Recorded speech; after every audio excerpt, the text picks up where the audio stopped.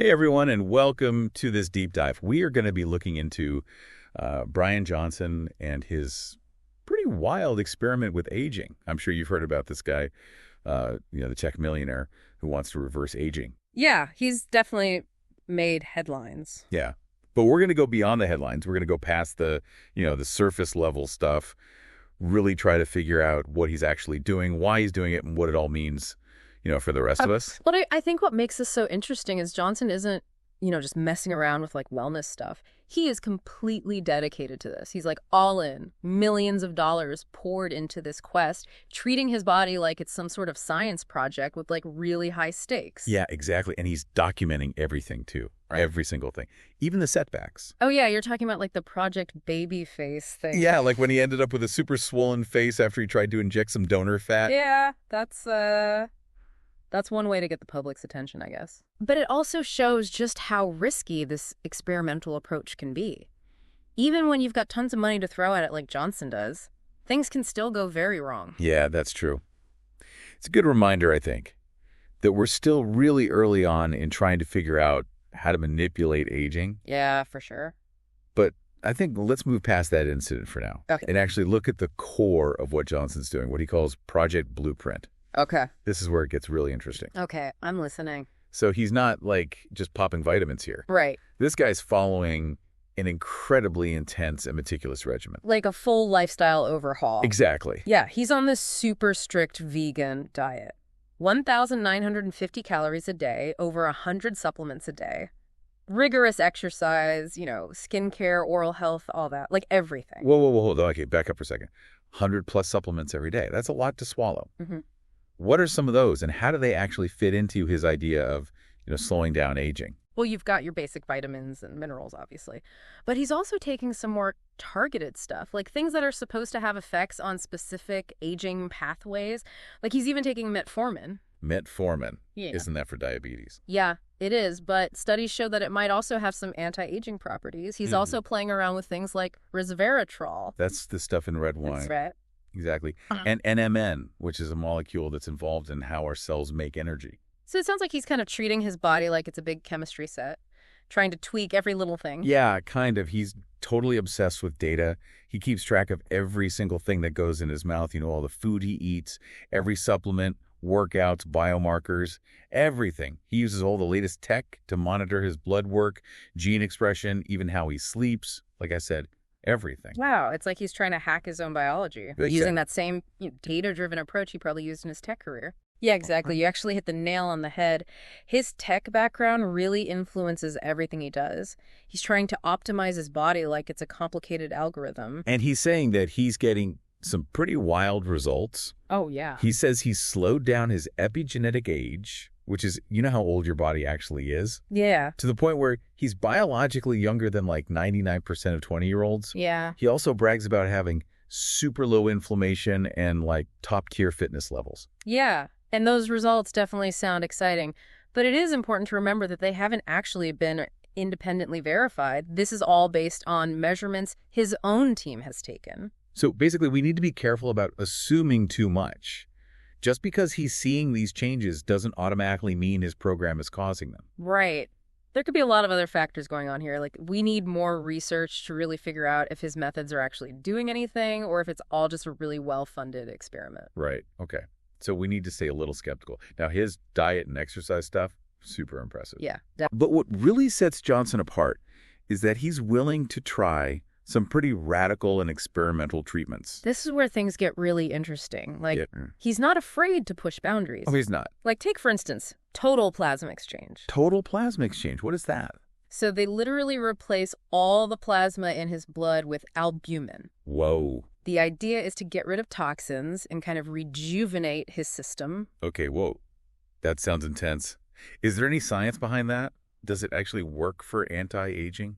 Well, total plasma exchange is a real medical procedure that's used for certain health conditions, but whether or not it can fight aging, well, that's still a mystery. So it's more of a gamble.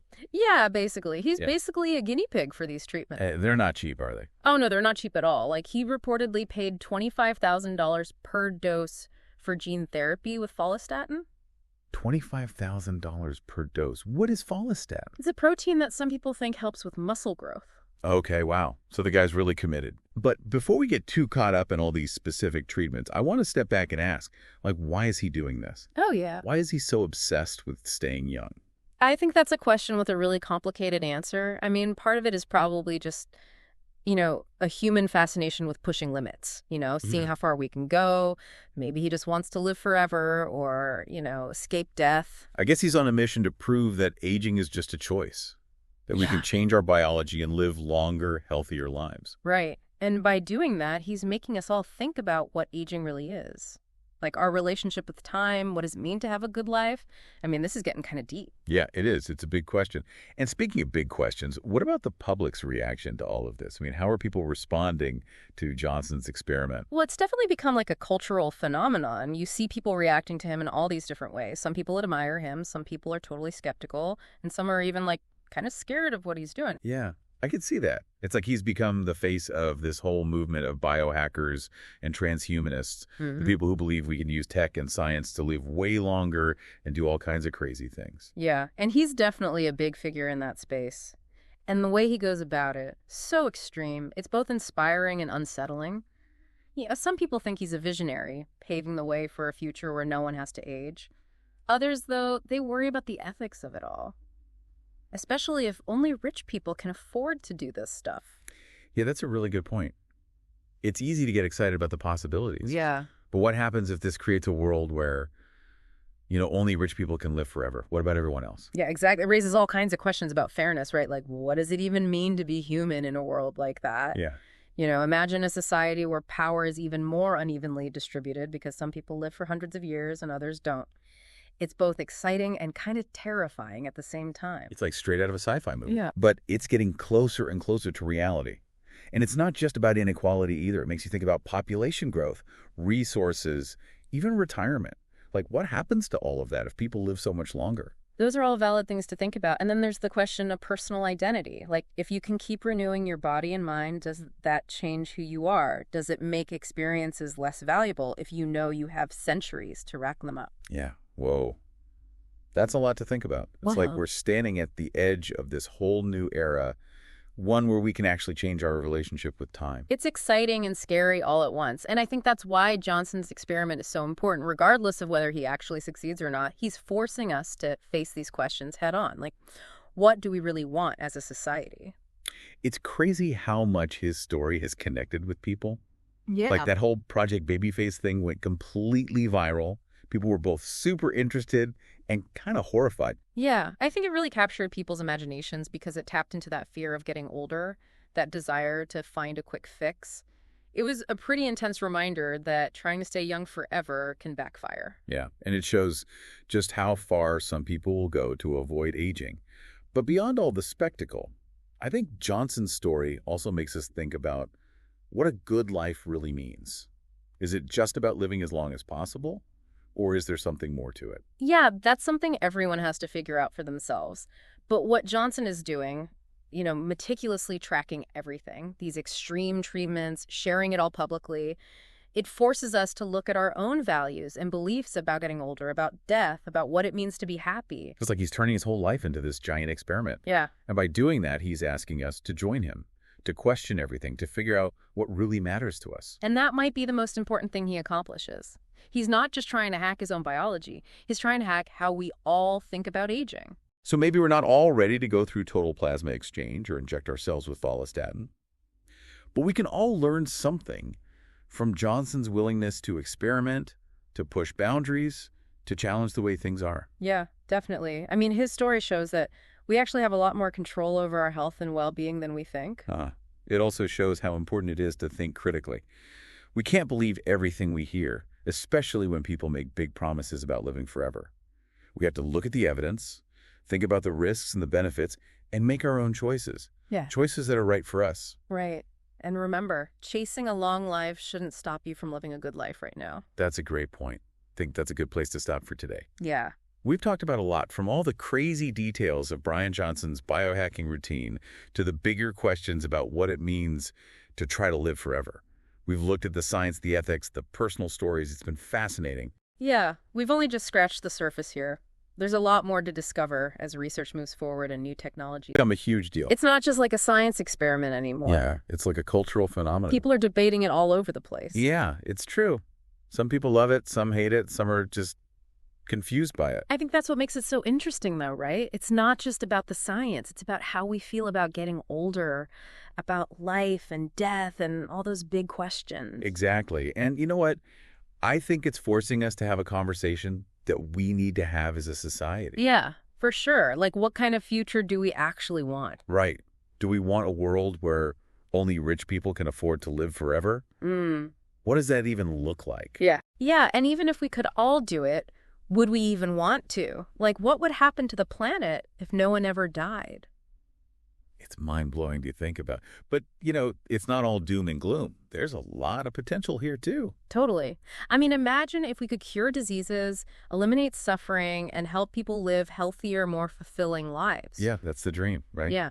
But we need to be careful. We can't just blindly rush into this without thinking about the consequences. Right. We need to have some ethical boundaries, and we need to make sure that these technologies are available to everyone, not just the privileged few. Absolutely. We need to have a serious discussion about all of this. Yeah. I think the Project Babyface thing really brought a lot of this to the forefront. Oh, yeah, for sure. That was like a wake-up call for a lot of people. It showed that there are real risks involved in this stuff. Yeah. And it made people realize that this isn't just science fiction anymore. It's happening now. But, it's not all about the risks and the fear. I think there's also a sense of wonder here, a sense of possibility. Oh, yeah, absolutely. I mean, who hasn't thought about what it would be like to live longer, to see the world change, to experience more of life? Yeah, it's like this ancient human desire, right, to cheat death, to unlock the secrets of immortality. And maybe, just maybe, we're starting to figure it out. That's a pretty exciting thought. But even if we never achieve true immortality, I think there's still a lot we can learn from this. Like what? Like about how to take better care of ourselves, how to live healthier lives, how to appreciate the time we have. I like that. So maybe it's not just about living longer, it's about living better. Exactly.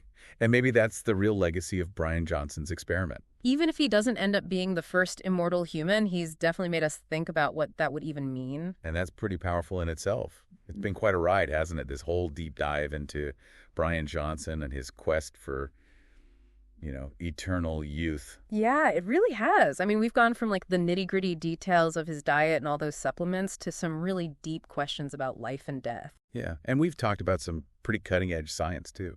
Oh, yeah, all those experimental treatments. Yeah. Wow. Yeah. So for you, what stands out? Like, what's the biggest takeaway from all this? Well, I think what's so fascinating is that it's become so much bigger than just one guy trying to hack his own body. Yeah. It's like he started this global conversation about aging and how far we're willing to go to avoid it. It's kind of become a mirror reflecting all our hopes and fears about getting older. It's true. It's like he's making us confront our own mortality, whether we want to or not. Yeah, and he's not exactly doing it quietly either. No, he's not. He's out there in the public eye, inviting everyone to scrutinize him, to debate him, and people are responding in all sorts of ways. Some are totally on board with what he's doing, Right. Others are like, this is crazy, and some are just plain scared. Yeah, there's definitely a lot of strong opinions out there. But I think that's what makes this so interesting. It's not just about the science anymore. It's about values, ethics, like the philosophy of trying to cheat death. Right. Like, on a bigger scale, it makes you wonder what kind of future we're building here. Yeah. I mean, do we want a world where aging is optional, where the rich can just buy more years? Or should we accept that life has a natural cycle and focus on making the most of the time we have? I don't know. It's a tough question. And there's no easy answer. But I think it's a conversation we need to be having right now, especially with all these new technologies popping up all the time. It definitely makes you think, right? Like, what about you? Has all this changed how you think about aging? It definitely has. I'm not sure I'm ready to start downing 100 supplements and getting daily blood tests, but I have to admire his dedication. Yeah. Like he's really pushing the limits of what's possible. And I think that's a good reminder for all of us. Yeah. That we have more control over our health and well-being than we often think. And that it's so important to be critical thinkers. Yeah. We can't just believe every headline or every promise of a longer life. We have to look at the evidence, weigh the risks and benefits, and make our own choices. Yeah. Choices that are right for us, for our lives. And another important thing. Yeah. Don't forget to actually live your life while you're trying to make it longer. Don't lose sight of what really matters. That's a great point. Well, I think that about wraps it up for us. We've covered a lot of ground today. From all the little details of Bryan Johnson's biohacking to the huge implications of trying to live forever. We talked about the science, the ethics, the personal stories. It's been a fascinating deep dive. It really has.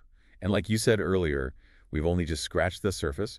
There's so much more to learn as research moves forward and new technologies emerge. But hopefully this has given everyone some food for thought, maybe sparked some curiosity about the future of aging and what it all means for us. Yeah, and remember, the conversation doesn't end here. Keep learning, keep asking questions, and keep those minds open. Well said. Thanks for joining us on this deep dive. Until next time. See ya.